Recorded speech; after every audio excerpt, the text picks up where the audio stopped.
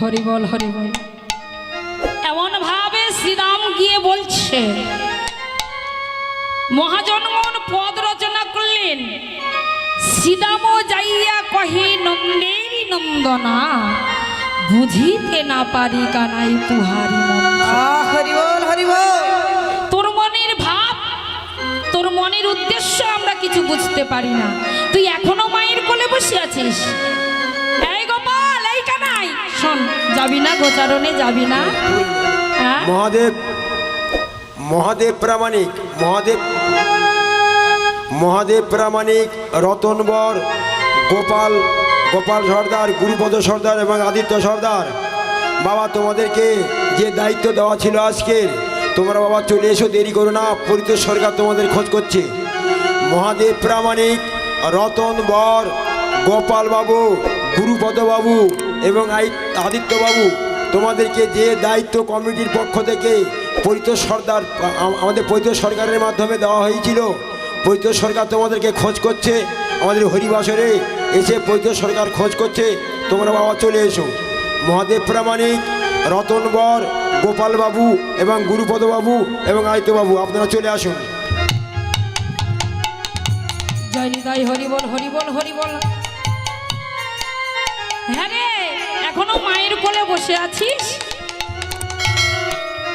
জানিস কানাই, এই কানাই, শোন না, আজ আমরা সবাই মিলে যুক্তি করেছিলাম। বলে কি? হ্যাঁ, আজ আমরা সমস্ত রাখালগণ সবাই মিলে যুক্তি করেছিলাম। কি যুক্তি করেছিলাম? হ্যাঁ রে, বল না, কি যুক্তি করেছিলিস? যে আজকের তোকে বাদ দিয়ে আমরা গোচারণে যাব। হরি বল হরি বল। প্রত্যেক দিন তোকে নিতে আসতে হয়। হ্যাঁ, তাই আজ তোকে বাদ দিয়ে আমরা গোচারণে যাব এই সিদ্ধান্ত করেছি। বলে হ্যাঁ রে, তাহলে গেলি না কেন? বলে কেন জানিস কানাই, তোকে বাদ দিয়ে গোচারণে যাব বলে যখন গোধনের পালে চালায় দিল, ওরে গোপাল রে,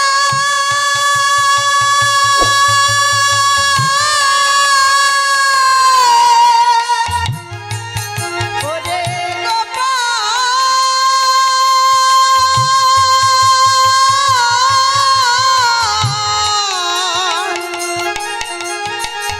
গোধনের পথে চালায় দিলা। কানাই রে, যখন চালিয়ে দিলাম অবস্থা কি হলো জানিস? তাদের অবস্থা বলে কি হলো? হ্যাঁ, বলি আগে চালা ইলে দেনা,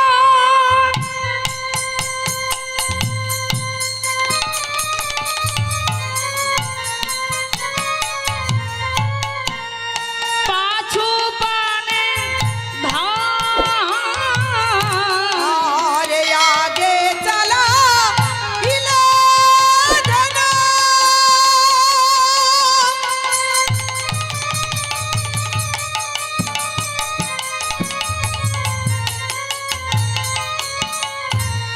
পাছে পানে ধায়,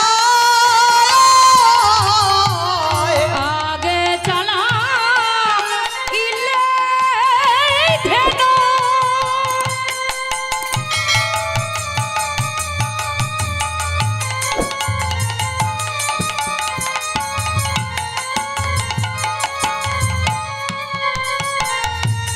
পাছু পানে ধান, আরে আগে চালাইলা ধনা,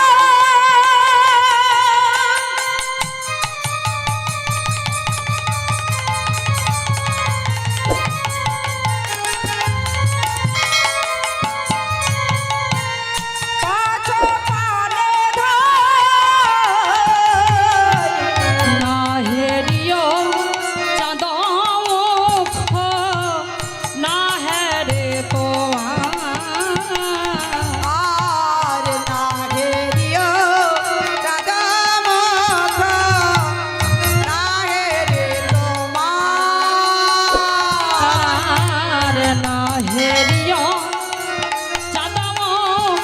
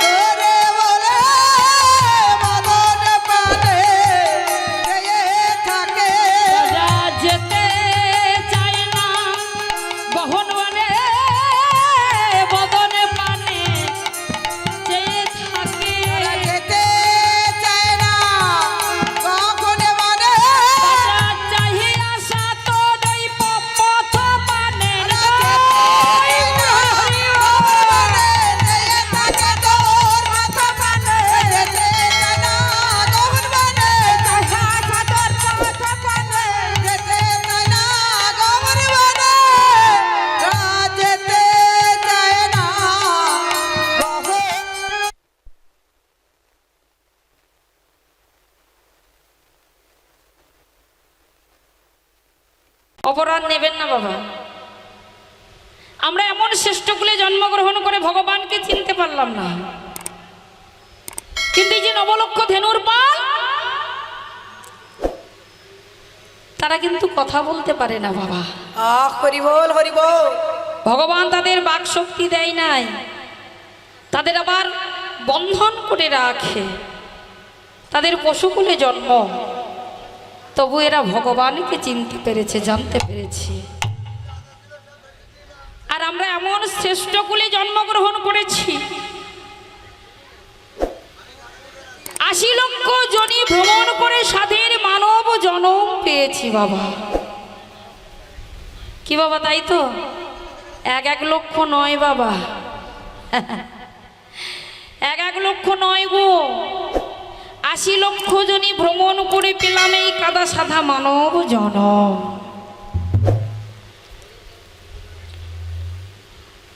১০ লক্ষ বার পক্ষীকুলে জন্মগ্রহণ করেছি। আমরা উদ্ধার হয়েছি সেদিন বাবা, যেদিন ময়ূর কুলে জন্ম হলাম। হরি বল হরি বল হরি বল। ১১ লক্ষ বার কৃমিকুলে জন্মগ্রহণ করেছি, সেদিন আমরা উদ্ধার হলাম যেদিন বজ্রকীট রূপে জন্মগ্রহণ করলাম। রাধে। ৯ লক্ষ বার জলের পোকামাকড় হয়েছি, উদ্ধার হলাম সেদিন যেদিন জলশঙ্খ হয়ে প্রতিধ্বনি হতে পারলাম। ৩০ লক্ষ বার বৃক্ষাদি তরুলতা হয়ে জন্মগ্রহণ করেছি, নানা রকমের বৃক্ষ হয়ে উদ্ধার হলাম তখন বাবা যেদিন তুলসী বৃক্ষ রূপে জন্মগ্রহণ করলাম। সবশেষে ২০ লক্ষ পশু, ২০ লক্ষ বার পশুকুলে জন্ম হয়েছি। শাস্ত্রে বললেন বাবা, গোজনির পরে আর কোনো পশু জন্ম নাই। হরি বল হরি বল হরি বল। যেদিন আমরা গোজনিতে জন্মগ্রহণ করলাম, আমরা উদ্ধার হয়ে গেলাম। রাধে। ৮০ লক্ষ বার চলে গেল, ৪ লক্ষ বার এই মানব জনম। কখনো খোঁড়া, কখনো গঞ্জ, কখনো বোবা, কখনো অন্ধ, কখনো সমতালী রূপে জন্ম হলো। শ্রেষ্ঠ জন্ম তখন হলো বাবা যখন ব্রাহ্মণ বা বৈষ্ণব কুলে জন্ম পেলাম।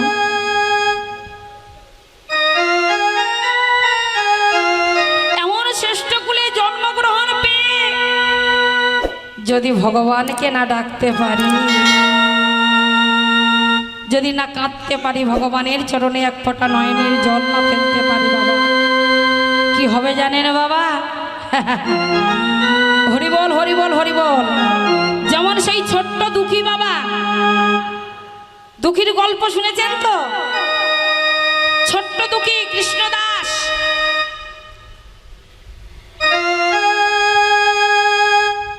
অদ্বৈত আচার্য বাবা বহুদিন ধরে গৌরাঙ্গ লীলা আস্বাদন করে আস্বাদ মিটল না, তাই সেই পুনরায় আবার জন্মগ্রহণ করেছিলেন কৃষ্ণমণ্ডলের ঘরে,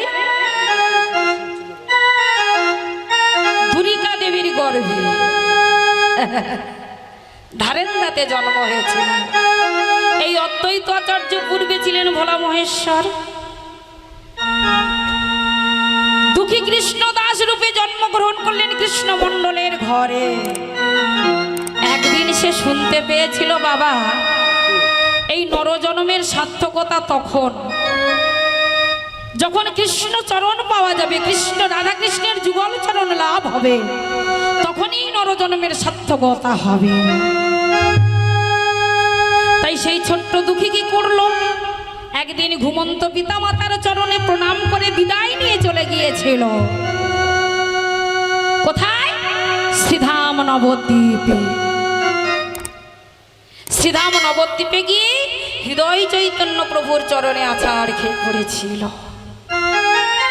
প্রভু, হে গুরুদেব, আপনার চরণে আশ্রয় নিলাম, আপনি আমাকে দীক্ষা দিন, আমি রাধা কৃষ্ণের যুগল চরণ ভজনা করতে চাই।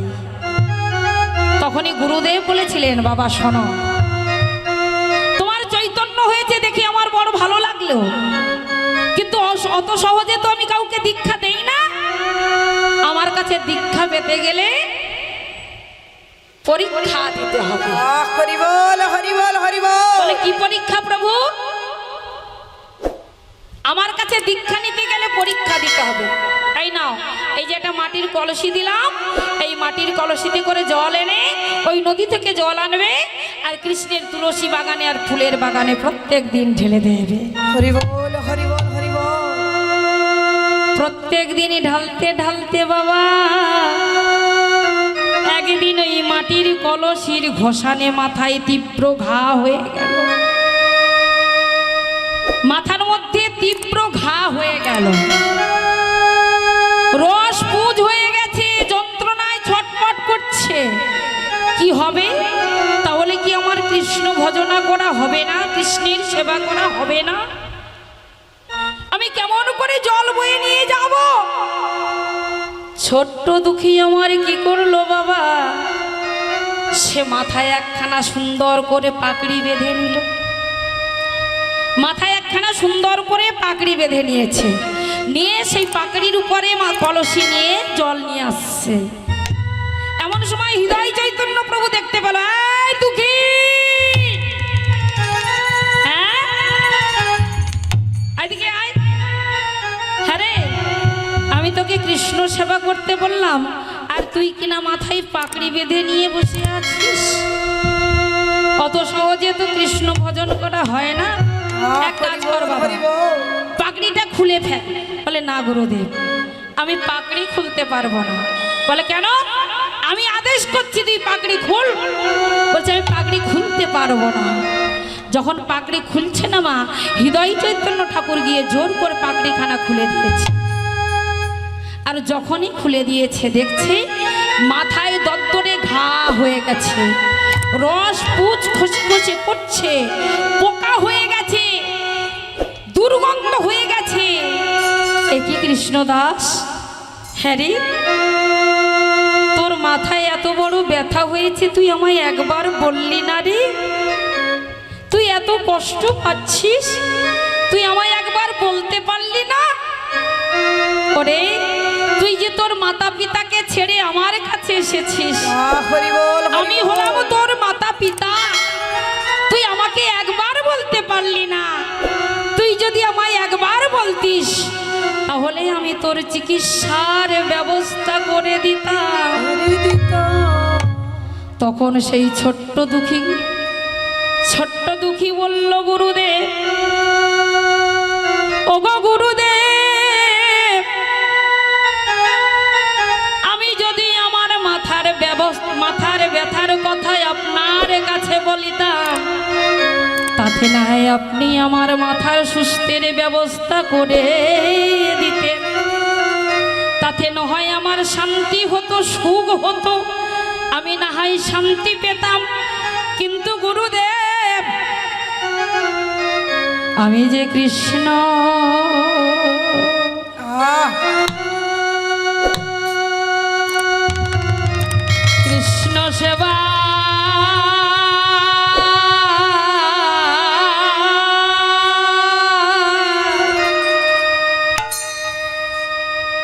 সেবায় বঞ্চি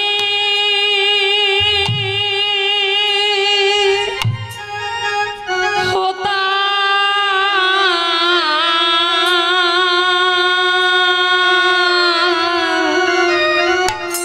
আমি কৃষ্ণ কৃষ্ণ সেবা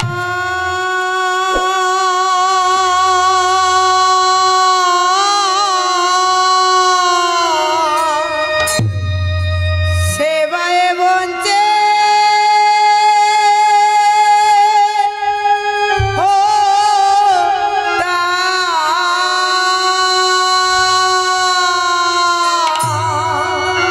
আমি যে কৃষ্ণ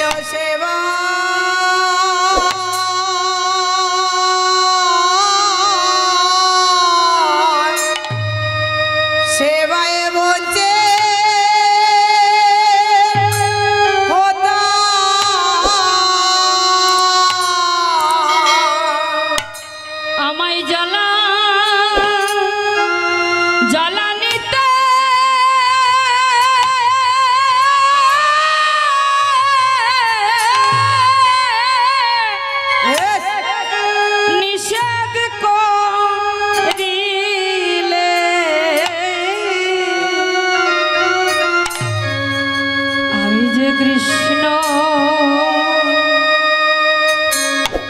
কৃষ্ণ সেবা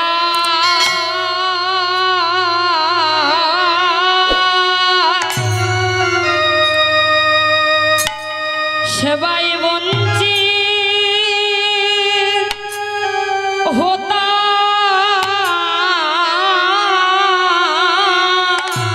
আমায় জ্বালা জ্বালানিতে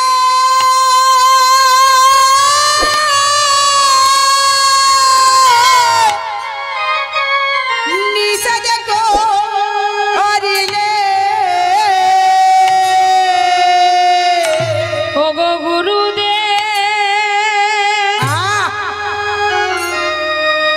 ৮০ লক্ষ জনি ভ্রমণ করে পেলাম এই সাধের মানব জনম। ওগো গুরুদেব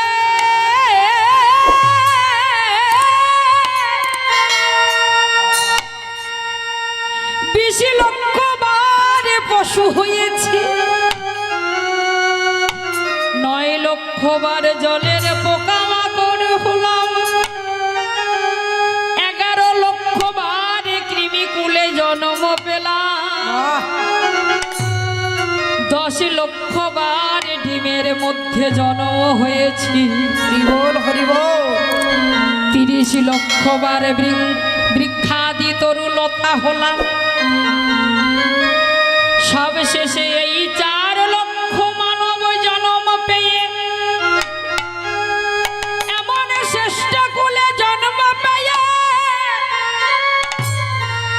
আপনার মতো পরম গুরুদেবের কৃপা পেয়ে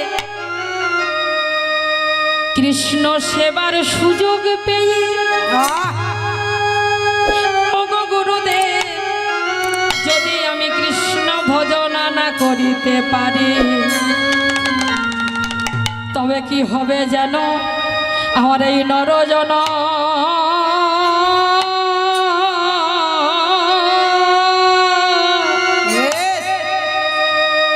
নরজনম বিফল হবে।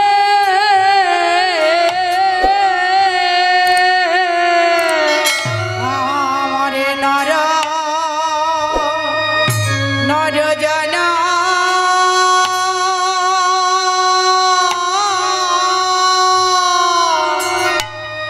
জনম বিফল হবে।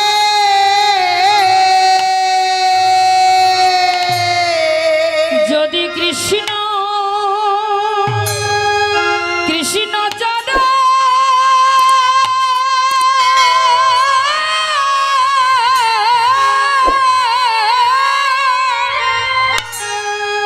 না ভজিতে পারি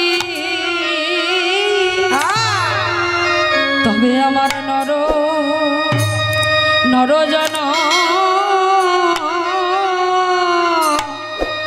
জনম বিফল হবে।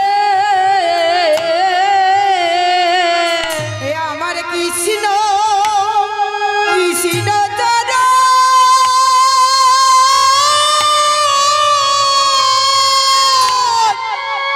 চরণ না ভজিতে পারি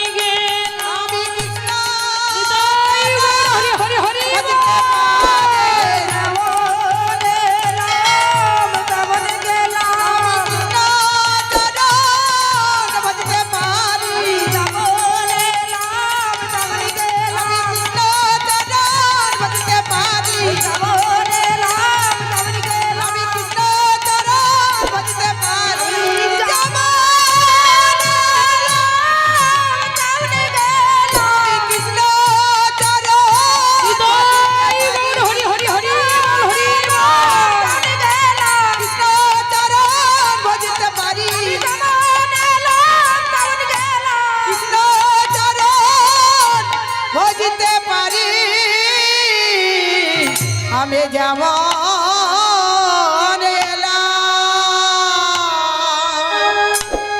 এলাম তেমন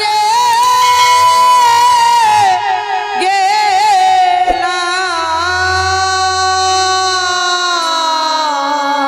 হরি বল হরি।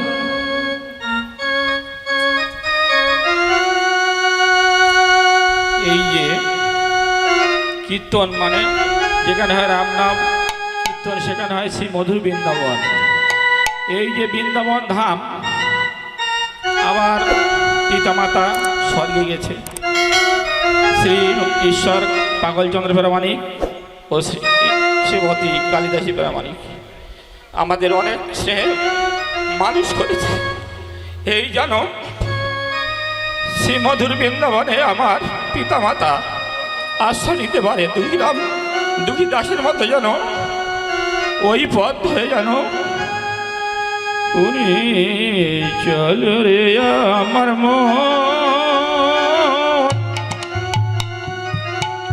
মধুর বৃন্দাবন যমুনারি ধারে ধারে তামালের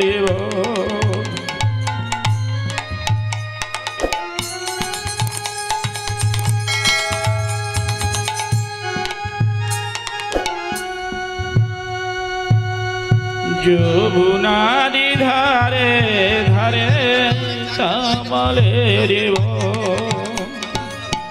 তামাল বন বৃন্দাবনে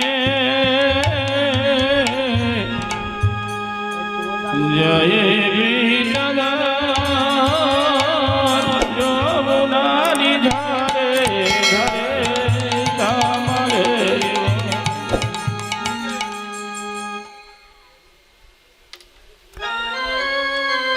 সুধী কৃষ্ণ অনুরাগী ভক্তমণ্ডলী, এই আতাপুর তুষকালী দুজনিকালী হরিনাম সেবা সমিতির পক্ষ থেকে বলছি, যদি কোনো ভক্ত কীর্তনিয়াকে কিছু দান করতে চান, মাইকে কোনো ঘোষণা করবেন না।